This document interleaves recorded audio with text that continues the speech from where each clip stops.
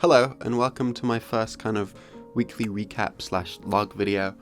Basically, instead of making one mediocre 3-minute video each week, I've decided I'm going to start to make kind of longer videos where I talk about everything that I've done in the past 7 days, because I find a lot of things that I do don't really justify making their own video about, and this is also a really good way to get me experimenting and doing more things just so I have stuff to talk about.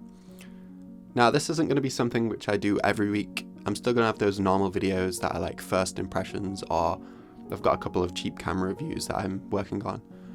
So this by no means is a weekly series, it's just a series that takes place over a week. So let's get started. Now firstly, as you might already know, I've been selling a lot of cameras recently, and while it's sad to see them go, it's also quite exciting to be back on the hunt for a main camera. Now one of the cameras that I sold was the Zenit E, a camera which I've never really had any interest in. But before I sold it, I decided, because I've never shot with it, why not load it with some film and just have some fun.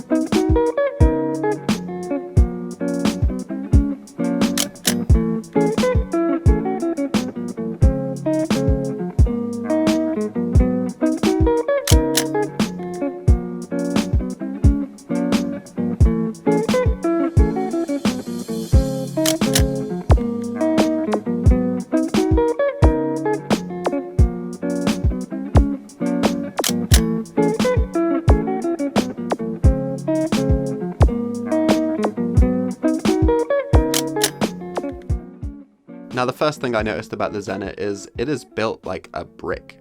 It's really heavy but also really satisfying to shoot with, and I absolutely love the shutter sound. Something about it is just so clunky, and it gives you this really nice mechanical feel. Now the big thing about this camera is the light meter. It's not through the lens, which means you have this kind of physical system on the top where you adjust all the settings, and then it'll tell you what shutter speed and aperture to use. And honestly, after doing that a couple of times, I quickly gave up and just downloaded a light meter app on my phone. Now the photos that I got from the Zenit are nothing special, but I think that's kind of mostly down to the location and the weather that day. It wasn't a particularly photogenic area, and the sun was just non-existent. Overall, I really did enjoy shooting with this camera. It's the definition of vintage, but I'm not gonna miss it. I'm not really a fan of the shutter speed dial, and the camera gave me quite a few problems when I was trying to rewind the film. So next up, I shot with some Lomo 100, which is just a cheap colour film given to me by my friend Darren. Now, I'm not usually the biggest fan of lomography products, so it's safe to say my expectations for this film were pretty low. But nevertheless, I loaded up my Minolta Highmatic AFD and gave it my all.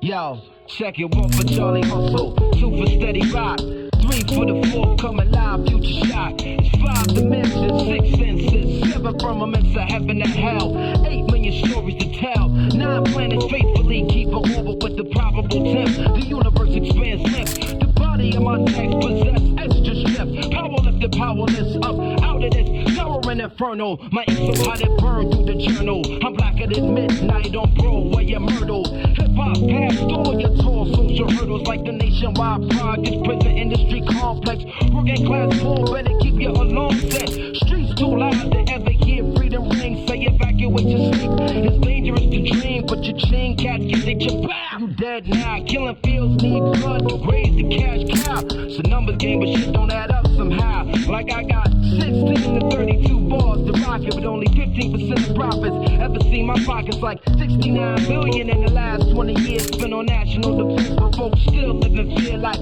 nearly half of America's largest cities is 1/4 black. That's why you gave Ricky Ross all the crap. 16 ounces to a pound, 20 more to a key. A 5-minute sentence hearing and you no longer free. 40% of Americans own a cell phone so they can hear everything that you say when you ain't home. I guess Michael Jackson was right. You are not alone. Rock your hard hat back as you in the terror dome full of hard niggas, large niggas, dice tumblers. Young teens in prison greens facing life numbers. Crack mothers, crack babies, and AIDS patients. Young girls can't spell, but they can rock you a PlayStation. The school man was whipping motherfuckers' ass. You wanna know how to rhyme, you better learn how to add. It's mathematics.